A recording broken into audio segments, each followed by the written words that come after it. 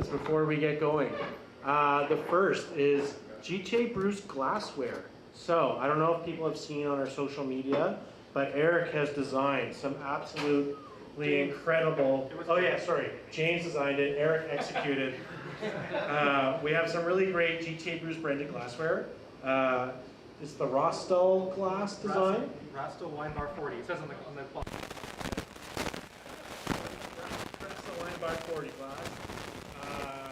James Kennedy, who does a lot of our graphic work, club member, designed it. It's got a wraparound design, which is features our core logo, which is kind of the skyline made out of brewing equipment. So we do have a number. I brought 3 boxes of glassware.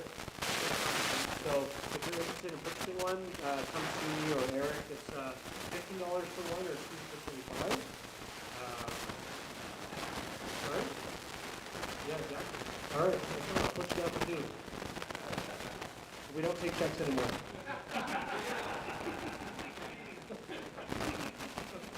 All right, so if you're interested in buying one, just come speak to myself or Eric, and we'll get you sorted out.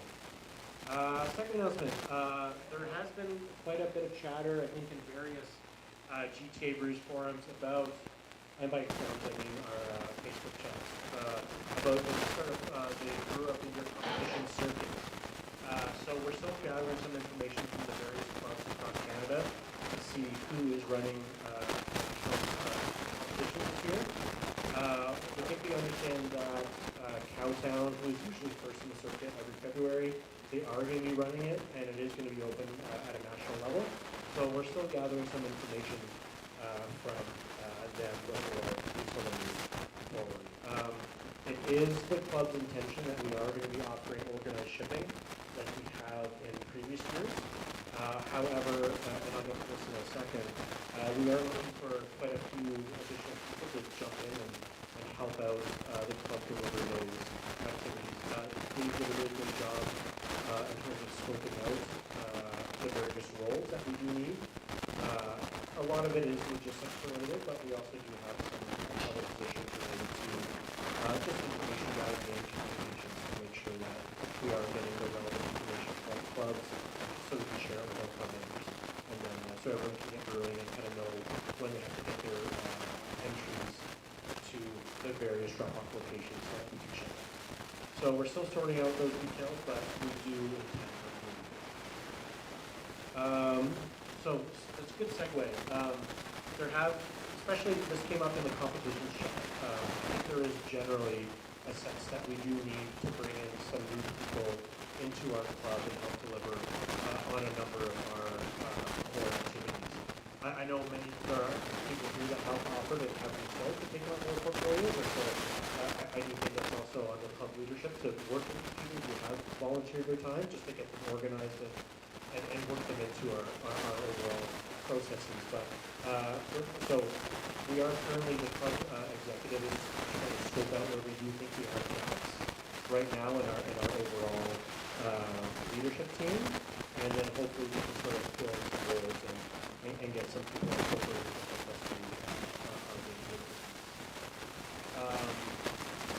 So segueing into other upcoming activities, I do think we are going to be launching the hot side.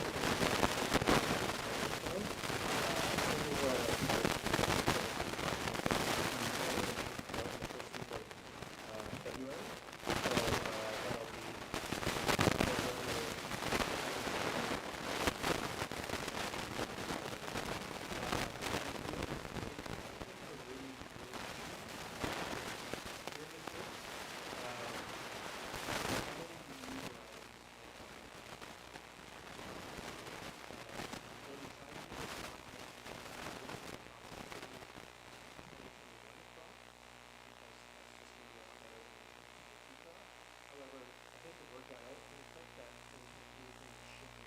So that'll be by 2021 crop from a lot of the distributors. All that to be said, we will have offerings. Yeah, so?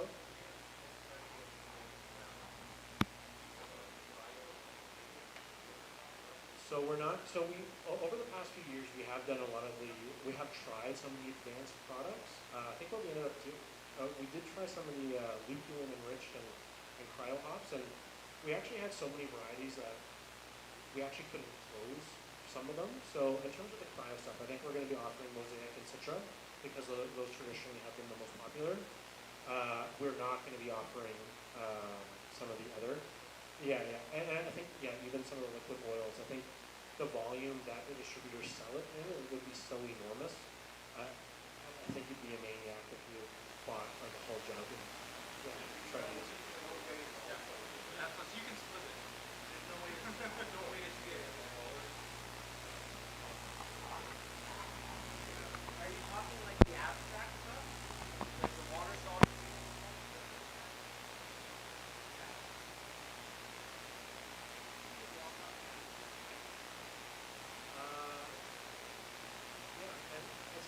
So anyways, we're going to be moving forward to the hot buy. Hopefully, we'll launch hopefully in February, and the pickup will be sometime in mid-March. We're still trying to land the dates, but that's kind of what we're working on. In terms of other upcoming events on the horizon, we will also do a spring day buy. But also a really big one to have on everyone's radar is the annual general meeting, which is going to be held. This other announcement probably in the newsletter, just to give everyone notice, but our AGM is going to be April. And so we do hold our AGM to be on March 4th. So when you see that announcement come out, do try to make an effort to attend the AGM. I think we're going to try to make it an event so that one we can attract people, but also 2023 is also anniversary. So we're going to try and really leverage that AGM to, one, conduct some very important formal business, but also try to really make an event. So we're still forming a plans for that. One thing of note I did want to highlight is that at the AGM this year, I am going to announce that I'm not going to be running again for president of Brews. The reason for that is that really my personal life is really just got two young kids. They're 5 and almost 3. For those that have young kids, you kind of know what that brings. But also on the other side, I also have aging parents as well and a busy career job. So this will be, I guess, my last AGM as president of GTA Brews, and the club executive is currently in discussion about what the future of the leadership team will be.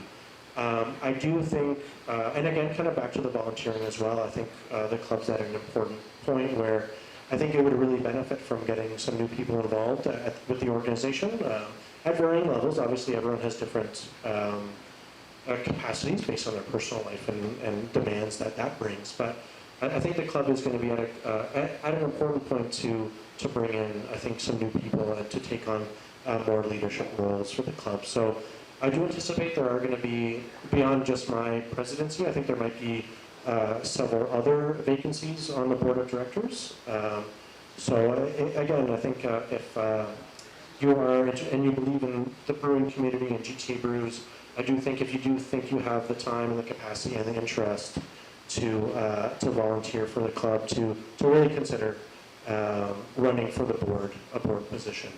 Our February or March newsletter will have some details on the nomination process for those positions. So definitely look out for those. Before I turn it over to our esteemed presenter this evening, are there any questions about the club or our activities or anything that anyone would like to raise? All right, Mr. Cousineau, it is time to talk water. All right, I'll give you a moment to lean back and close your eyes and fall asleep.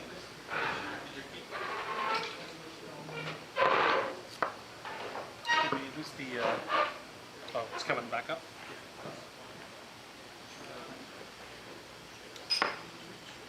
Slideshow. There we go.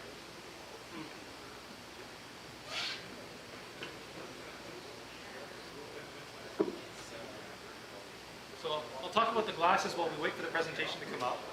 So The reason why I chose this glass is because our previous glass was the Teku, and probably a lot of you have a GTA Brews Teku at home already.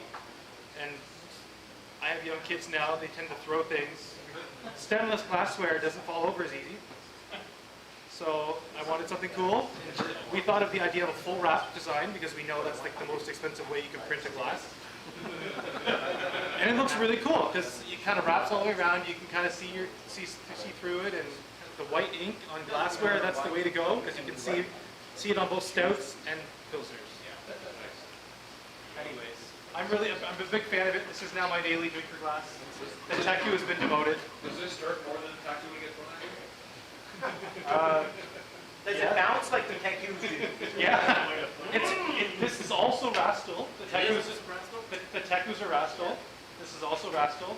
And this is, and for anyone who knows Toronto beer scene or has been to Godspeed, this is the same glass that Godspeed uses. I like their glass a lot. I was drinking from it. I was like, I really want more of these. I think Godspeed had them all gone, and they wouldn't sell more. So I went and found their supplier and got some cheap Bruce ones made. Yeah, We gotta figure out where Mark Barrow had those glasses for. Catalyst. They're the ones that sit on an angle.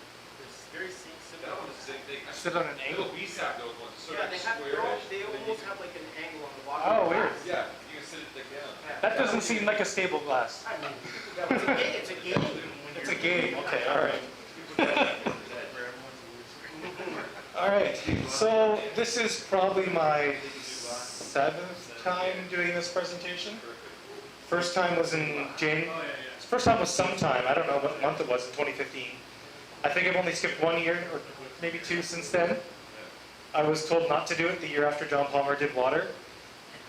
And then everyone said, Eric, you have to come back and do this because John Palmer didn't help me. Anyways, are we live? Okay, so I'm just bad-mouthing John Palmer on YouTube. That's great. John Palmer's great. He really smart guy. I have part of his book in my slides to talk about how to map what I'm saying versus how he presents it. So, and he came up for Brew Slam in 2019, and we had the best time. I hope he would consider coming back someday. So, good save. Anyway, so GTA Brews, we do a lot of presentations. We try to keep the list on the website up to date. So when someone asks me, hey Eric, have we ever done a presentation about this? I'm just like, here's a link. But it also has all the hyperlinks for all the presentations that we have slides for or recordings for. So if you want to go back to 2015 and all the years since then to see what we presented on and what we have slides for, and if there's a topic you're interested in and you want to hear how someone local thought about it versus someone on YouTube or some podcast, please check this out. There's been a lot of great presentations over the years. And you can see how this presentation has changed over the last many years as well. So what does this presentation cover? It covers, does water chemistry matter? The tools needed to do this task in this domain. I don't know if I'm on the camera. I'm just kind of moving around. I'm not on the camera? Oh, okay. Okay, I can look this way. All right, what it takes to remove chlorine from your beer, should you remove it? Intro to brewing minerals, what water sources are all about, mash pH, residual uplanding, because everyone talks about that. I'm going to talk about why you maybe don't need to care about it, or at least think about it. My approach to all this and some examples. Okay, so does water chemistry matter? I mean, I wouldn't be giving this presentation if the answer was no, so I get to stop right here. But yes, it does matter, in my opinion, but it's only going to make your good beer great. It's not going to make your not so great beer amazing. You have probably a lot of other things to worry about before you get to water chemistry if you're not thinking about fermentation at all first. So you should master these things first to make good beer. Fermentation, yeast health, like I said. Packaging and sanitation as well. Oxygen can ruin a beer really fast. So can bad sanitation. And beer is 95% of the ingredients you're going to put in your beer, most likely. At least if you think about a 5% ABV beer, what's the other 95%? Probably mostly water. And then water composition influences a bunch of flavor expression things. So if you're trying to dial in that beer and how it tastes and how it feels and how the different flavors are presented to you, you should be thinking about water as well as yeast. And it can also affect how yeast performs and ferments in the beer. if you've been thinking about brewing really great NEPAs, water chemistry is probably on your mind already, if not, it should be. And for a lot of people who used to follow, or still follow, philosophy experiments, a lot of the early experiments were about water chemistry, and a lot of a lot of those early experiments, the only ones that came back significant were water. I don't know if that trend still holds today, but probably. Anyways, water chemistry is a pretty vague term. It might be intimidating for people who don't have an engineering degree. So really, I'm going to try to break down into two smaller, more specific pieces. So adjusting your mash pH and dealing with the minerals in your beer, or your AKA water profile on the brewing calculators. That's really the two pieces of water chemistry. So what do you need to do this? I'm probably still not on the... Do you want to slide it over? Because I'm going to keep walking over this way. Okay.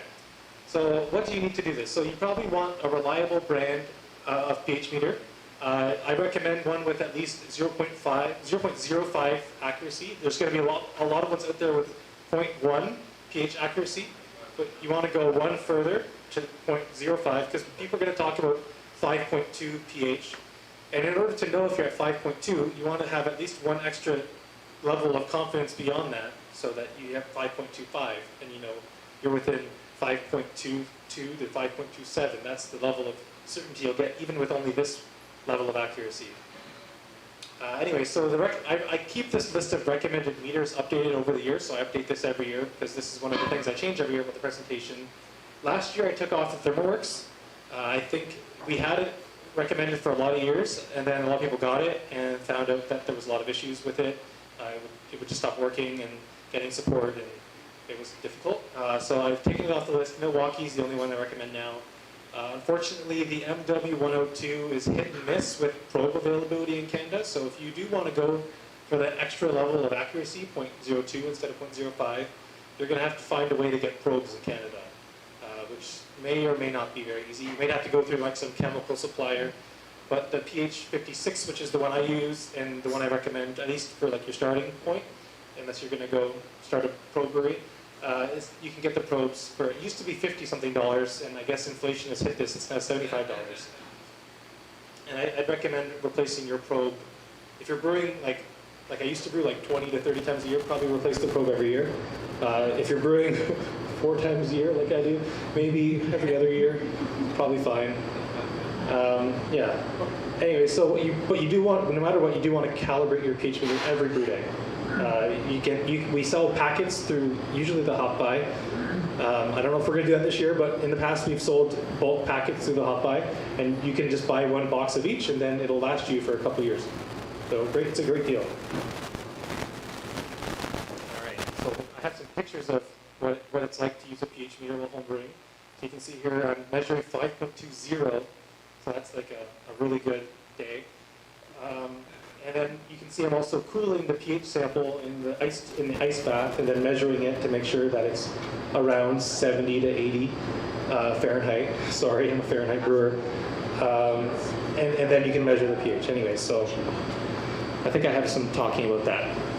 So what else do you need to do this? Camden tablets is the thing I recommend for removing chlorine. An accurate scale, I recommend one with a 0.01 grams of resolution. I have a recommended one. I didn't check if that link still works, but there's a lot of really similar scales on Amazon for like 15 to 20 bucks. I use one of those, whatever the latest one that is Amazon recommended or whatever. That one that will show up and be able to be available next month too. I recommend lactic acid and gypsum and calcium chloride. Get yourself a metal ramekin or metal cup for cooling down your samples. And I didn't used to say this, but then people keep asking, don't use 5.2 5-star stabilizer product. That's not used. It wasn't really designed as a general purpose solution for homebrewing. I don't want to get started on it. It's not going to help you. Don't use pH strips either. They're for pools, not for brewing. All right, removing chlorine. So should you remove chlorine? What do you remove? So chlorine and chloramine are two different pieces, or two different components, compounds in brewing water that can happen. Chloramine is usually added by cities, larger cities, because it's a little bit more stable for pumping longer distances than chlorine. But either way, both of them have chlorine in them, and both of them can react with yeast during fermentation to create phenols that called chlorophenols that taste like medicinal, bleach, antiseptic, mouthwash. Not great things you want to taste in your beer. So please remove chlorine. The method that I recommend is the Camden Tablet Edition. It's really easy. They're really cheap. They come in both sodium and potassium versions. I use the potassium one so that I don't have to worry about it for my water profile. You could use the sodium ones too. I'm sure they're fine. One tablet treats up to 20 grams. And someone asked me once, how much sulfate does a Camden tablet add? So I went and looked it up, and it's around 9 ppm. So nothing, but if you're brewing something in the 50 to 100 to 300 ppm of sulfate, it's not going to make that big of a difference. Anyway, so the other method is activated charcoal. Yeah. Can I ask a really stupid question? Sure. How much or how seriously should we take the expiration dates of Camden tablets? The question is, how seriously should we take the expiration dates on Camden tablets? I didn't know that they had expiration dates, so... Unless they're getting moist and you have an issue with them swelling, Yeah, sure. If you ruin them, then they're probably not good. Yeah. But Don't get me wrong, I'm using it way past the date, but I bought like a big bag for 12:30 and I probably bought some in 2012, and I still have them. So, yeah. Calcium chloride, on the other hand, can go bad when exposed to air, really. So take that. But Camden tablets, I wouldn't worry too much about. The other method is activated charcoal. I don't know if I see this as much these days, but when I started homebrewing, a lot of people were doing RV filters for removing chlorine from brewing water. That doesn't really work that well unless you're doing it really slow or have a really big filter, or both. RV or UV? RV. Like if you go to an RV store, you can buy charcoal filters that will screw into a garden hose, and I used to see a lot of people using those. Those don't work that great.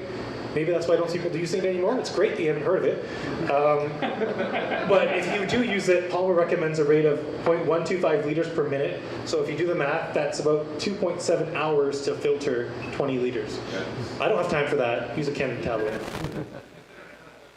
So that's what I say. So potassium Camden tablets, it's much simpler than 2.5 hours.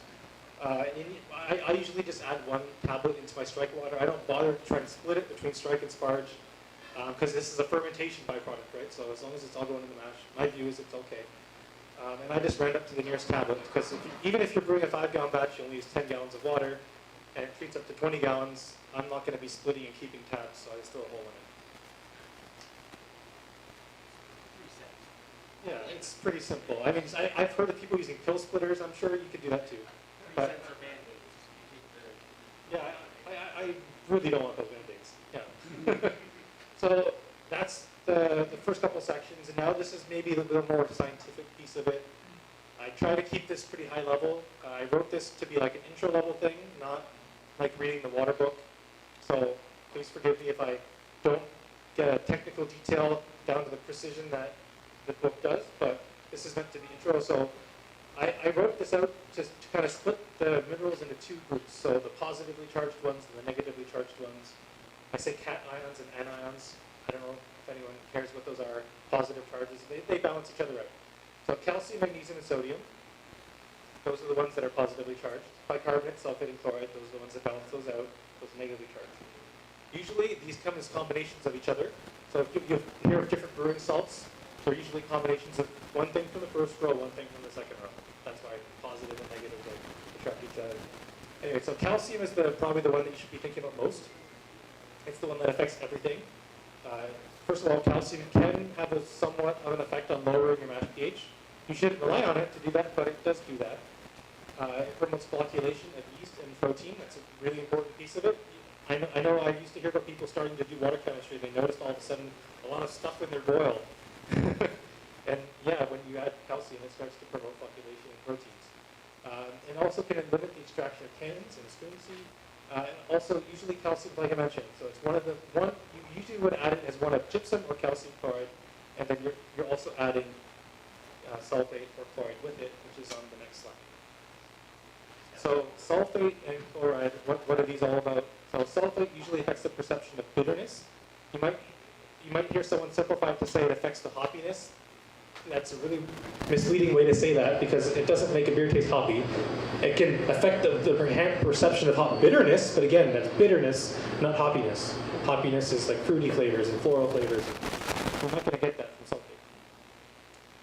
But it does make it does help it give a beer a drier, crisper impression, which is important for a lot of traditional styles, unless you're brewing IPAs. But then chloride's the one that everyone's talking about these days, so it affects the perception of sweetness and body, and if you're brewing hazy IPAs, that's really what it's all about. So calcium chloride can pick up moisture, and therefore it will be heavier without actually having the concentration of the mineral there.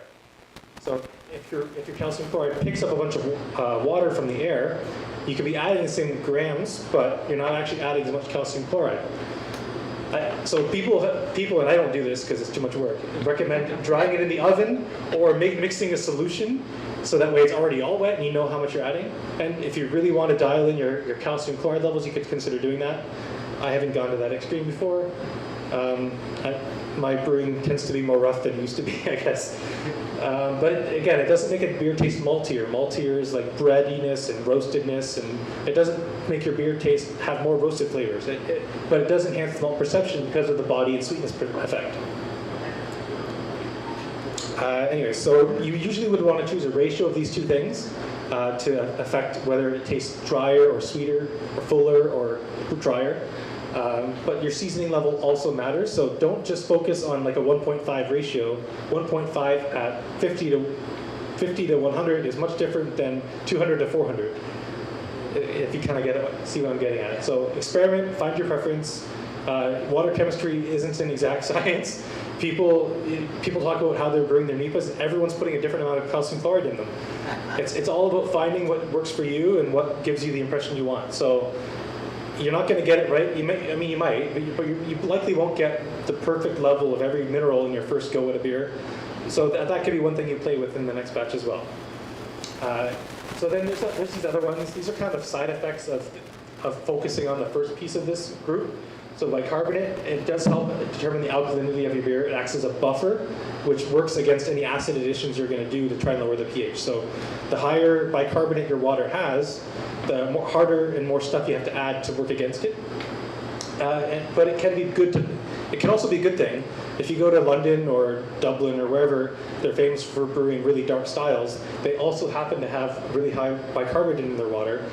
And yeah, these breweries are treating their water with professional systems these days, but I still think there's something to that, where a place where the dark beers are famous happens to be where there's good water for brewing those, at least naturally. Anyways, and then magnesium and sodium. Usually, I don't worry about these. Some people do, but you want to make sure at least they're within range. But if you're brewing with Toronto tap water or water from Lake Ontario, you're good. So, well water, I don't know. Depends on your well. Depends on your well, yeah. Anyway, so some general ranges, and these are from Brew and Water from a while ago. I think you probably want to bump the chloride up to, I don't know how high these days, 400, 300. Where's Marcelo? But yeah, so calcium, 50 to 150. You generally want to be above 50. So Toronto water is below 50, and like I'll show. Sulfate, 50 to 400. 400 is a little high these days, maybe, but if you want to brew that really dry English IPA with some mineral character, you might want to consider upping your sulfate. Chloride, so generally 50, lower than 50 is okay, but maybe above 50 is ideal. But you can see NEPAs, they go up to 200, and this was 2 years ago or 3 years ago when I did that. Higher than that. It's higher than that now, I think. So let's pretend that says 300.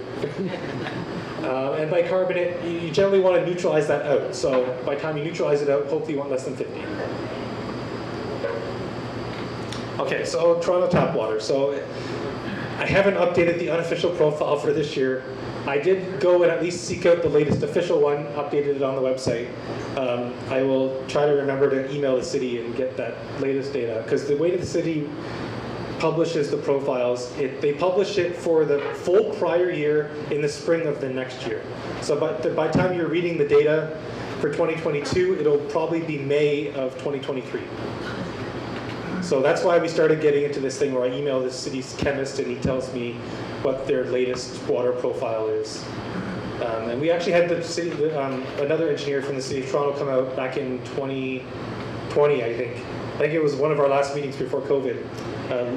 One of their engineers, Liz, came out and she talked all about their water treatment plant, which was really cool. So go back and, I don't know if we have her slides or not. Probably not. Maybe. I'm not sure. Does the Toronto water profile fluctuate much? It's actually very, very stable, which is why a lot of people don't worry about it. If from year to year, you can go, like there's history of reports. You can go back, like even on the city's, like if you click this link, and there's a link there to where the city publishes their profiles. There's 3 PDFs, the three most recent years PDFs available. You can open them all. You can see the average is pretty much the same, and the range between across the year for most of these is like a couple ppm from each other. It's really crazily consistent. But if you go to some other place that isn't Toronto, the water source could be changing throughout the year, especially if they're alternating between like some reservoir versus pumped deep groundwater.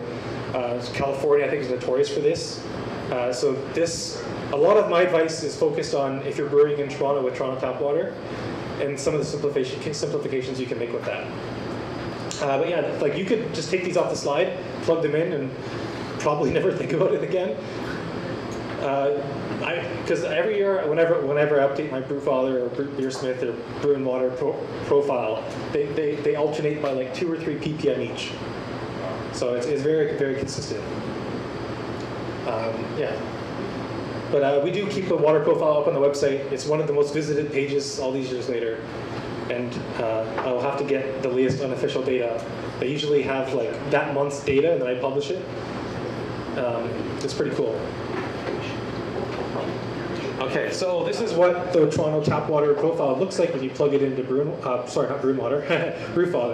So this is one of the updates for this year. I replaced everything in here that was Brew and Water with Brewfather. Sorry, anyone who still uses Brew and Water.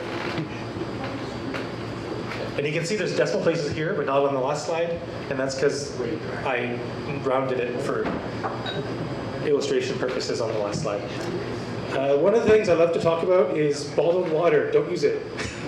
People talk about, oh, you should go buy the cleanest water you can from the grocery store. It'll be great. Except bottled water in Ontario sucks. Like if you look at some of the numbers here, 341 bicarbonate, 285 bicarbonate, versus 111, I think it was, on the last slide. So it's really crazily high because it all comes from Guelph or Cambridge or somewhere, which is like the worst brewing water in Ontario. And they'll all tell you that. So anyways, if you're going to buy water, buy distilled water and use it for Star San. It doesn't go cloudy. Exactly. Not berry. You should definitely be making your Star San with distilled water. Anyways, softened water is also another problem. It adds a lot of salt, usually sodium chloride or calcium chloride. Sorry, sodium chloride or potassium chloride to remove hardness. That's fine for showering, but for brewing, it's a lot of salt. So consider if you're having to brew off of a well or something, consider diverting your water before it goes into your softener, and then treating the hardness some other way. Maybe boiling it, or I don't know. There'd be a lot of acid, but something else. But anyways, you can also buy RO water if you really want to. That would also be fine. Just don't buy bottled water that isn't treated with some process. Also, Nestle sucks. So mash pH. So that's the other piece of this. I talked about minerals, so mash pH. So briefly, what pH is for anyone who doesn't want to think or hasn't done chemistry courses. It's a concentration of hydrogen ions in exponential scale. But basically think the lower the number, the more acidic it is, the higher number, the more basic it is. But really, people will talk about alkalinity, and that's another name for basic, for the higher pH. So if something is more alkaline, it's a higher pH. 7 is the middle of the scale. That's why things tend to center around 4. Then it gets lower, or hopefully not higher for brewing at least. So some general ranges just to kind of like position yourself where the pH scale things happen. So tap water usually falls between 6.8 and 7.8. Mash pH should be a little bit lower than that, somewhere between 5.2 and 5.6. And then beer pH is usually, excluding sour beers, is usually much lower than that again, between 4.4. So you can see that there's some processes happening between here. There's the addition of grain and acid and minerals to get from 6.8 down to 5.2. And then again, you have fermentation happening, takes you down to 4 to 4.4. And I guess sour beers can get lower than that, but I'm not talking about those here. Okay, so with mash pH in range, again, why should you care? Hop bitterness is more pleasant, doesn't linger. Improved break formation in the boil. Enzymatic activity in the mash is increased. If your mash pH is too high, you don't get as good conversion. And then beer is crisper, fresher. This is the most important. This is probably the thing that people care about most. The overall perception and flavor presentation of your beer is improved and changed. Again, so I'll say this again, and hopefully people actually take it this time. Measure your mash pH at room temperature. That's the convention. If you measure it at mash temperature, you're measuring the wrong temperature. You're measuring the wrong pH.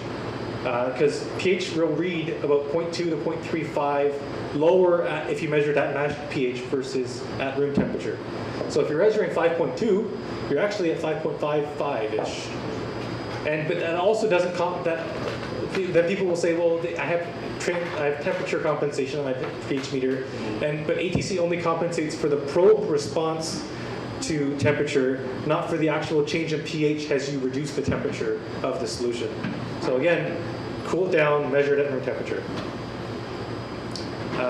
And if you really want to read more about mash pH, there's a really great, I hope this blog still exists, but Braukaiser used to be a really great blogger, going into really great detail about German brewing techniques and things. And he works for the same company I do. I just haven't met him before. Maybe if I ever go to Boston. Anyway, so intro to mash pH. So balancing, what this is, it's a balancing act between the alkaline things or the basic things and the acidic things that you're putting into your beer. So water is the alkaline thing. Yes, there are some minerals and stuff that can also affect alkalinity, but for the most part, water. And then the other things that you're adding, water, salts, and acid additions, those will all lower it. So highly acidic water tends to need more acid additions, usually lactic. Thinner mashes is also a way to have a higher pH, so more because there's more water, right? It's more of the one thing versus the other things. It's a thinner mash. And again, calcium has a very limited effect on lowering your mash pH. So don't be trying to hit your mash pH by adding more minerals. Minerals are for water profile. Acid is for pH. And then roasted malts, crystal malts, basically a lot of darker malts have a more acidic effect on beer than base malts do. So if you're making an all Munich malt beer or an all like crystal malt beer for some reason, you'd probably be in trouble, right? Or a lot of when I brew my Doppelbock, I tend not to believe the calculators as much as when I'm brewing a Helles, because there's a lot of Munich in my Doppelbock. Okay, so residual alkalinity, I think I have one slide, maybe 1.5 on this, because it's talked a lot about with water chemistry. I don't talk a lot about it. I put it in the presentation so that people have something to look at when they wonder what it is, and so I can remind myself what it is, because again, I don't think about it. But anyways, most water chemistry info talks about this, so I'm describing it here. Feel free to ignore it. Set your phone on 1 minute to wake up. But anyway, so it's hardness. So these are some terms that you need to know to understand residual alkalinity. So hardness, it lowers the mash pH. So that's hardness is just a term to describe the combination of calcium and magnesium, the two things that affect your hardness. Then alkalinity is a term to describe the bicarbonate, which raises your mash pH. So residual alkalinity is kind of putting all those things together. So the RA in ppm as calcium carbonate is the combined effect of alkalinity minus the hardness with some constants to convert it into hardness. So that's what the formula looks like. What that really means is a residual alkalinity of 0 is balanced, which means that your mash pH should be the same as if you mashed with distilled water. And if you have a positive residual alkalinity, your pH should be higher than if you had mashed with distilled water. Negative would be lower. And usually the malt fact sheets will tell you what the mash temperature, what the mash pH is with distilled water. So if you're curious to know what to expect. But again, the calculator should all be taking this into account for you. You probably shouldn't be doing this by hand unless you're someone who really wants to have a cool project. Anyway, so the change in mash pH per unit of residual alkali varies by mash thickness. So a lot of the times when people are talking about calculators not matching what they're doing, yeah, calculators aren't perfect, but like I think I saw the other day Dave said that he sees that Brewfather is lower for him than, you said lower? It estimates lower than you're actually. It estimates higher. Higher, okay. Yeah, by like 0.1. Because I'm the opposite. I mash pretty thin, Yeah. and it usually estimates lower than I actually measure. Yeah, I mash a bit thicker. And we use the same calculator in the same water. Yeah. So I think mash thickness is part of that kind of Yeah. like uncertainty around all this stuff. So I mash really thin. But anyway, so at different thicknesses here, so 1.1 pH change per RA is about 25 ppm. Yeah. Anyway, so mash thickness matters. That's what I'm getting at. So my approach for all this, how to put all this together into a way to handle this in your brewing process, is pick a software, first of all. I did a poll yesterday to try to see where people are at, because I moved over to Brewfather 2 years ago, maybe. I used Brewing Water for a lot of years before that. It seems like most people made that change or started with Brewfather, maybe. Brewfather seems to be the most popular. Brewing Water next. Brewer's Friend or Beersmith kind of trailing behind. Then the next step when you're doing this is decide on a mineral profile first. Aim for that first, then fill it in with acid. So the first thing you do, unless you're brewing like a niche style, like I don't know if it's a niche anymore, but Czech lager, where they really, really want soft water and you need other ways to get it clear. You generally want to start by bumping it above 50, because the city of Toronto water and most Lake Ontario water is below 50. So start with at least some kind of bump above that, and then get the rest of your profile, right? Like if you want a balanced profile, maybe around 1.3 sulfate to chloride, high sulfate for crisp beers, dry beers, bitter beers. I think you're over 2, and then for fuller sweet beers, less than 0.5. I don't know what NEPA would be. Negative infinity? I don't know. Anyways, quite low, because it'd be a lot more chloride than sulfate. So it often helps to start out with one of the preset profiles. Brewed Water used to have really good ones. Brewfather doesn't have those as much. You probably have to add them in yourself, which you can do. Or I think there are some recommended ones, but they just don't really have like the color and impression combination that at least I'm used to. Avoid historical water profiles. If you're trying to brew a style from a region, like I said before, like those breweries probably aren't using that water today in the same way that you might think they are. So don't go adding like a ton of like Burtonization salts that you got from the Homebrew Conference for that brewing salt startup. Anyways, because most brews are treating their water. So historical water profiles are something maybe to take inspiration from, not to copy. And you want to add enough, after you have your water profile and you've decided and agreed with yourself on what you want, then you can add enough acid to hit your desired mash pH as calculated. Generally, you want to avoid adding alkalinity. I guess what I'm trying to get at with the dark beers comment. So for dark beers, you're adding a lot of really acidic malts. So you're probably already not adding acid, and the calculator hopefully isn't telling you to add acid, but it might already be estimating it to be lower than you want. So one way to avoid having to add salts that add alkalinity is to mash thinner, because that will get you back into your mash pH range, because you're adding more of that first row thing, the water. But if you really want to add alkalinity, you can use baking soda. I don't recommend chalk. That's but chalk is the traditionally recommended way. But chalk has a really hard time dissolving in anything. If you really want to use it, I think you can do it with like a chalk solution and like CO2 pressure and shaking, or you could use baking soda. Pickling lime is banned in Canada. That's another way to do it, but you can't buy it here. I guess you could import it from the States, but baking soda works fine too. For acid, I use lactic acid. For a long time, I used lactic acid, and I heard about all the pro brewers using phosphoric acid. And then we had Nate here, or was it Richard? Someone said, well, we've been debugging a lot of issues with Brett fermentations, and they're stalling out because of phosphoric acid. So I just decided, well, I'm done with phosphoric acid, I'm going back to lactic. And I don't know if I actually have it in the slides. Maybe something good to add. I also don't use lactic acid instead of acid malt. So acid malt changes your malt profile. You have to calculate that in. And what if you miss your mass pH? You're not going to add more malt, I hope. So just use acid, liquid acid, 88%, great. So for mash pH, I just usually aim for 5.2. And then when I measure it, I settle and I'm happy with anything under 5.4. So if I hit 5.35, yeah, I'm off, but I'm fine. Maybe I'll add one. If I'm feeling really finicky that day, maybe I'll add some acid to adjust it, but probably not. However, there are some people out there who prefer to mash a little higher for dark beers.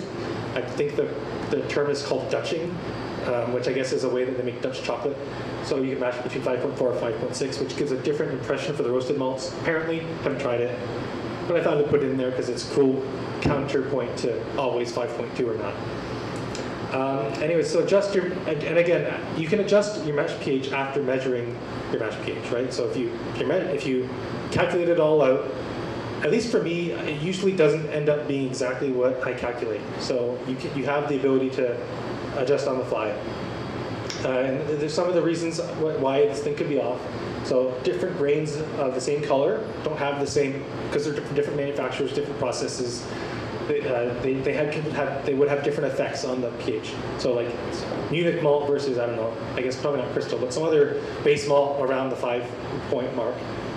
Or different processes for making some, like there's different categories in the calculators, like there's usually base and then wheat and then crystal and then roast.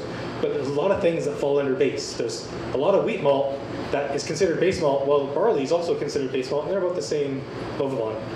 So different grains have different acid contributions, even though they're the same color. And usually if you miss it, you just add some more acid. So that's why you try to overshoot rather than undershoot.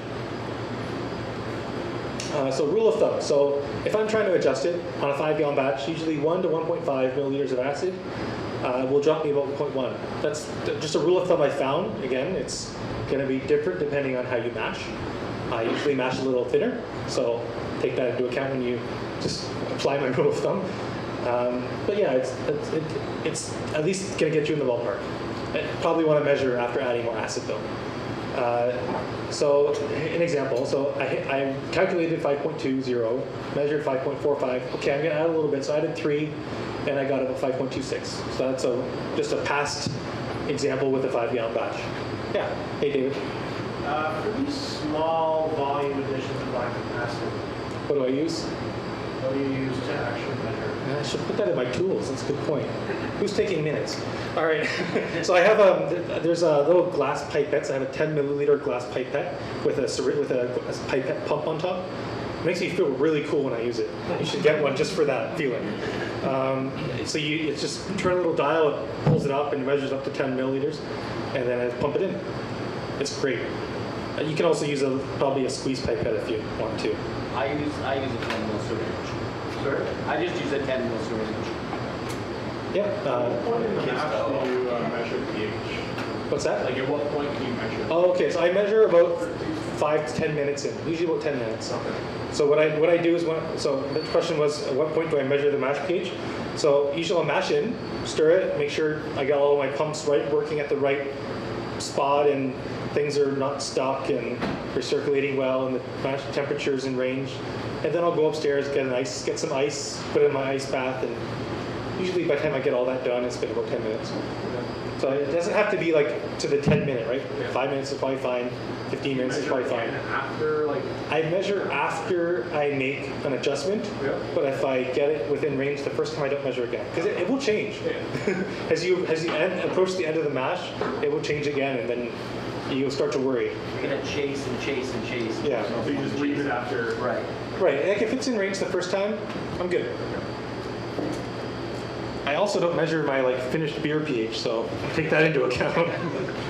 Yeah. Anyway, so one thing is, if you're going to adjust on the fly like that, that means the calculator is wrong for that recipe. So make sure you take note how much you added, what you measured, and then next time you brew that recipe or something similar, you can kind of look at that and then play that against what the calculator is telling you, and then kind of maybe make your own adjustment to what the acid addition is based off that. So here's the part that I took from Palmer. Someone told him when he was here for Brews then, hey, Eric does a water presentation. And then he came up to me and said, do you have the brew cube in your presentation? So then the next year I could say yes. So I found it really confusing the first time I looked at it, but it makes a lot of sense when you kind of like look at how things kind of play across.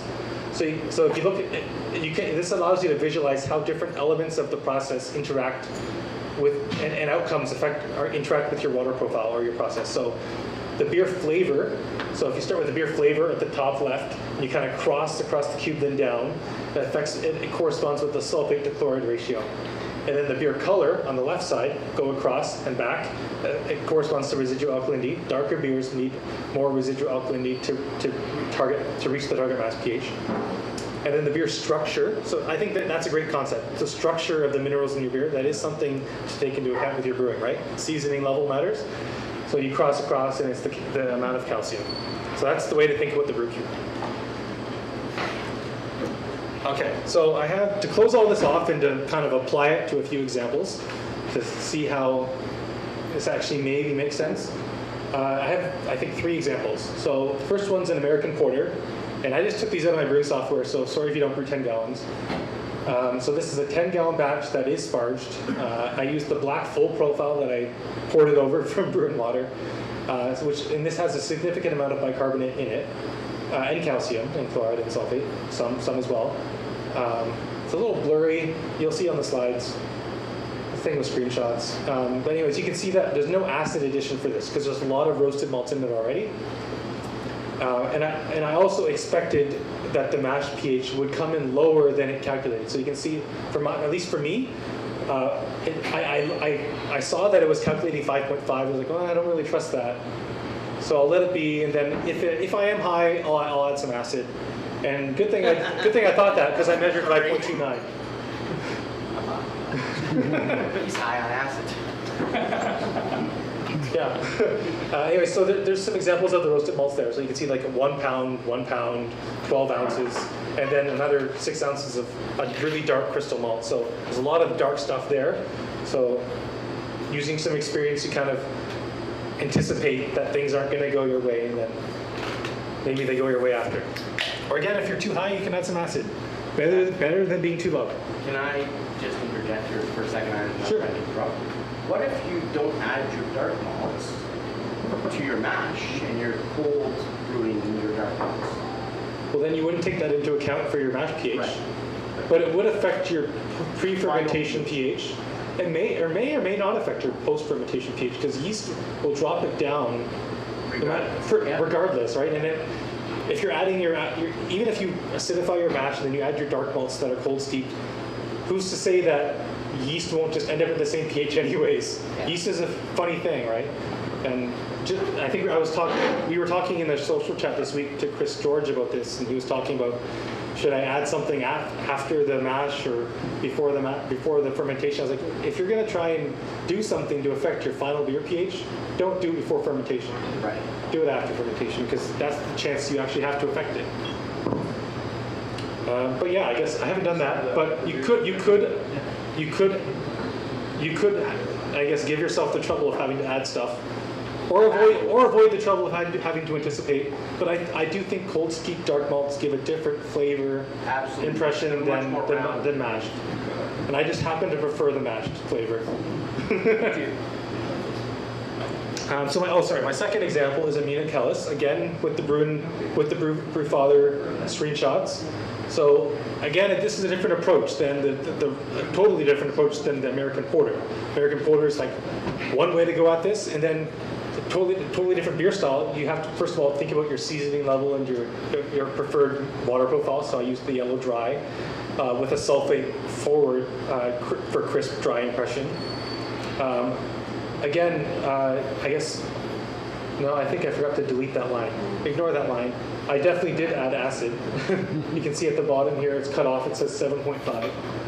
I just copy-pasted the previous slide and forgot to delete that line. But anyway, so you can see that it's 5.33 calculated mash pH, measured at 5.28, pretty close. But I did add 7.5 milliliters of acid. But again, this is a no sparge, so there's no sparge water to add acid into or anything. 7.5. 7.5 mils. This isn't the pro brew. Sometimes you're a little smarter. Yeah, it's one time with the 10 mil syringe. And again, I usually just try to use whole numbers for the gypsum and stuff. I don't know. I guess you could use decimals, but as long as I'm near the target, I'm usually pretty happy. But again, that scale with the 0.01 resolution comes in really handy when you're trying to measure brewing minerals. And then my third example, I didn't do the Brewfather examples this time because you get the idea. You have a recipe with some amount of malts in them. For a NEPA, you're going to have some flaked oats and some. At this time, I was using flaked wheat. Again, no sparge, so all the water in the strike. So then chloride forward, high seasoning, 0.5. So high seasoning level. So not 50 and 100. Probably more like 100 and 200. What I do? Okay, 78 and 152, something like that. So the additions, again, 3.6, 7.8 grams, all in the strike, and then some acid as well, because anticipating this light colored beer, the calculator, did it say what it calculated? I guess I didn't say that. Oh no, it says estimated, 5.20, there you go. So the result of all this is, here's the water profile that comes out from those additions. The calculator's estimated I'll get 5.20, and then I measured 5.44. So this is one of those cases where I'm like, okay, I'm probably gonna add a little bit of something just to make myself feel good. So 2 milliliters of lactic acid got me down to 5.26, and I was happy with that. Doesn't have to be 5.20 every time, though that is a good day. So that's my presentation. I've done it a bunch of times. Happy to take questions. Saw Mark had a question. I don't think I saw it unless I missed it, but there's an ideal time in the match to measure the pH, right? Because it just keeps dropping. It does keep dropping. Over the match. Isn't it like 25 minutes or something? When you're Between 15 and 25 minutes. 15 and 25. I usually do it around 10. 10 minutes in? 10 minutes in. Oh. You can get an accurate reading in 10 minutes. Yeah. And it will change in the next 10 minutes after that, but it's not going to change drastically enough for you to... It will keep changing throughout. And Right. So that could also be part of it, right? Like maybe because I always measure at 10 minutes, and Dave always measures at 25 minutes. That could be another reason why the calculator is different. So there's a lot of kind of art to this, and just knowing a process and doing it. So sure, if 25 minutes is the globally accepted time, maybe I'll switch to that. But I think we have enough trouble getting everyone to measure their mash pH at room temp. So I'm with Eric. I measure within the first 10 to 15 minutes. And anything after that, it's irrelevant because all the conversions already started now. I might end up at 15 a lot of times. Sometimes that's other stuff going on. Yeah. So, any other questions? Yeah, back to your Josh. point about measuring at room temperature. Measuring room temperature, yeah. Yeah, if you don't want to do the ice bath, do you take any stock in the calculators that'll convert? No, Not at all. the ice baths are really easy. Fair enough. You get a stainless cup, and the ice bath is literally like 30 seconds or less. So have you compared it with the calculator and it's just doesn't work out? Not even close. Really? Not even close. Okay, Shane's tried it, and the calculators aren't close. I haven't tried it. And then those ones also only give you 0.1 decimal point of resolution as well. So, yeah. Any other questions? Any questions online, Dave? No?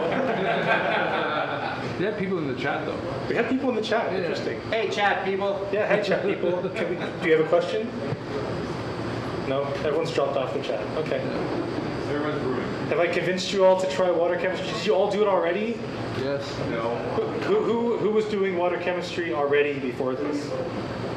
Okay. Attila, you weren't doing that? No? Look at water slide. Okay, interesting. Good.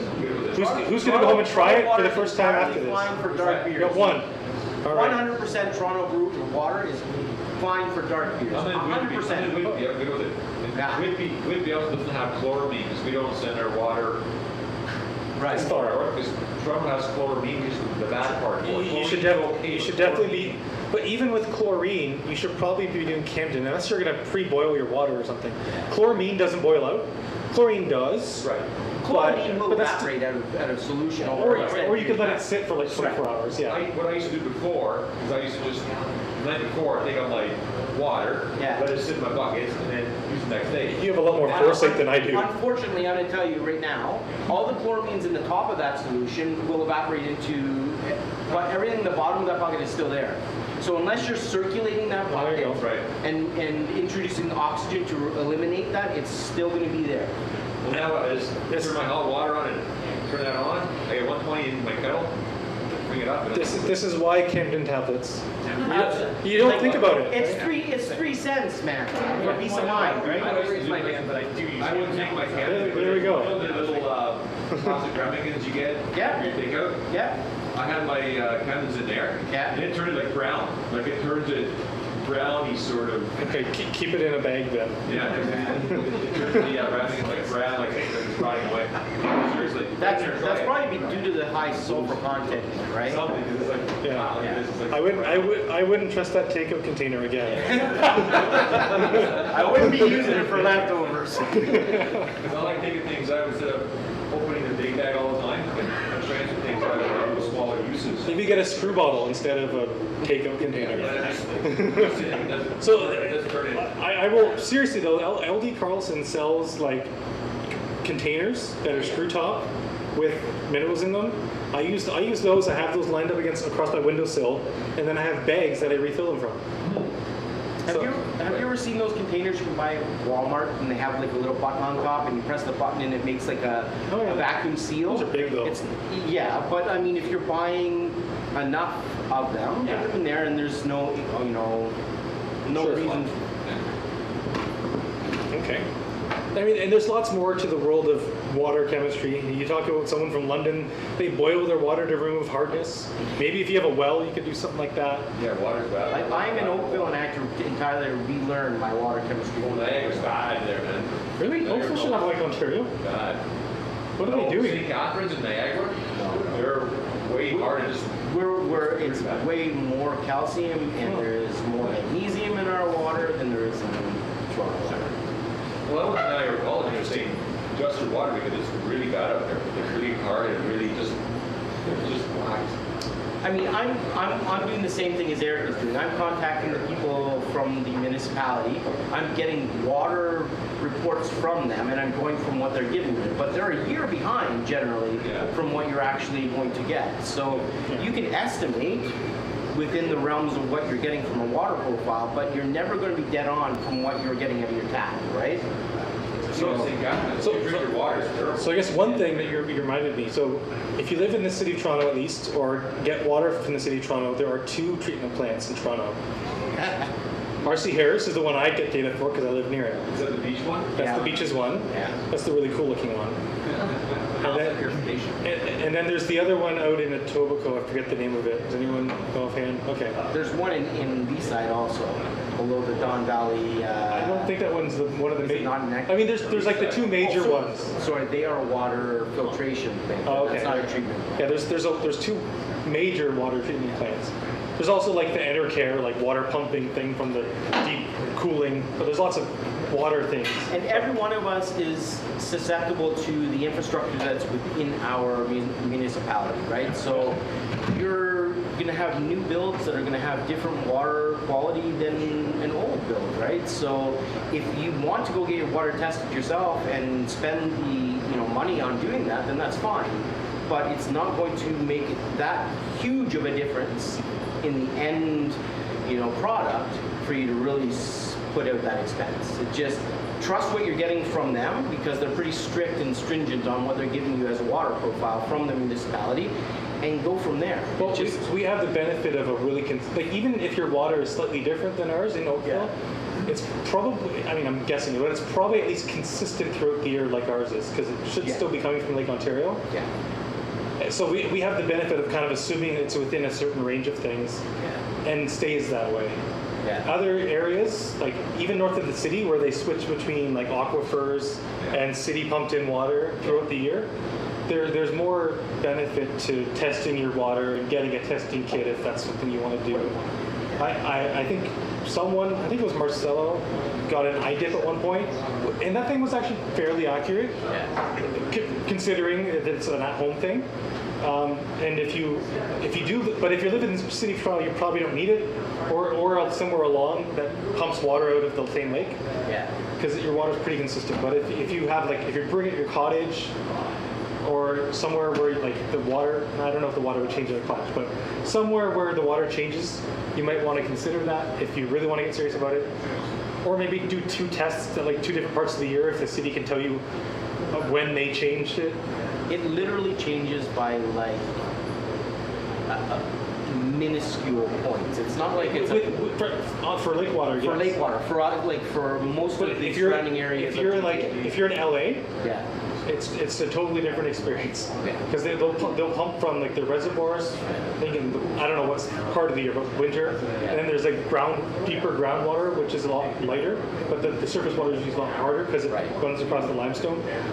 Anyways, I'm probably getting off into the weeds, so I'll cut it off here. We can keep talking if you want. Also, good carbon filters are really good too. There's some stuff under there as well, like carbon takes. No, again, carbon filters don't remove chlorine. Yeah, they don't remove chlorine. And what they're removing... They could remove soils and things that are not good for large you. particulates. Yeah, but they're not going to remove chlorine. Unless you're talking about finite, minuscule particles of carbon that are put into, a mesh filter for you to filter directly through that.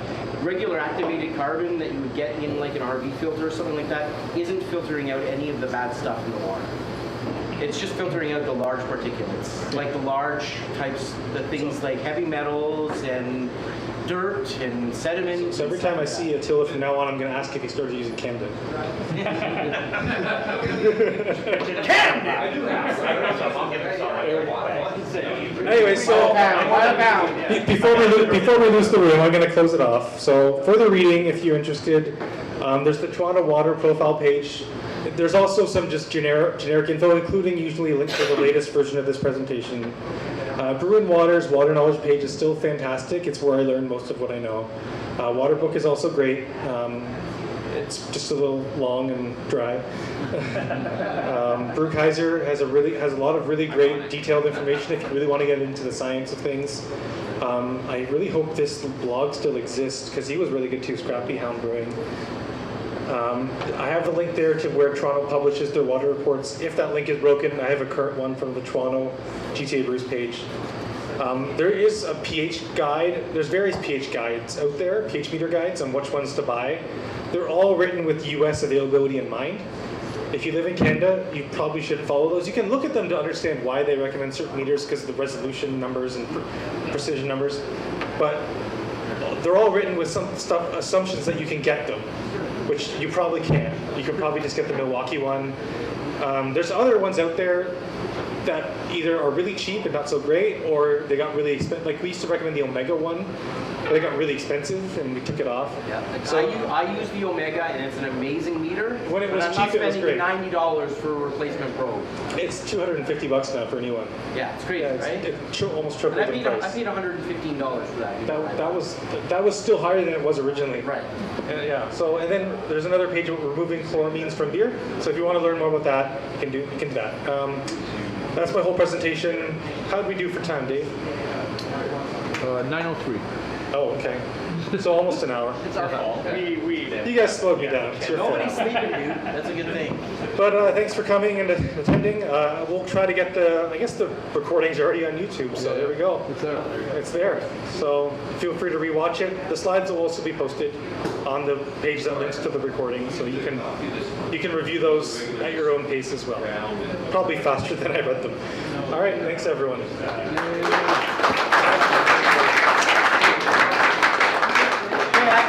Anybody who hasn't AB'd this beer,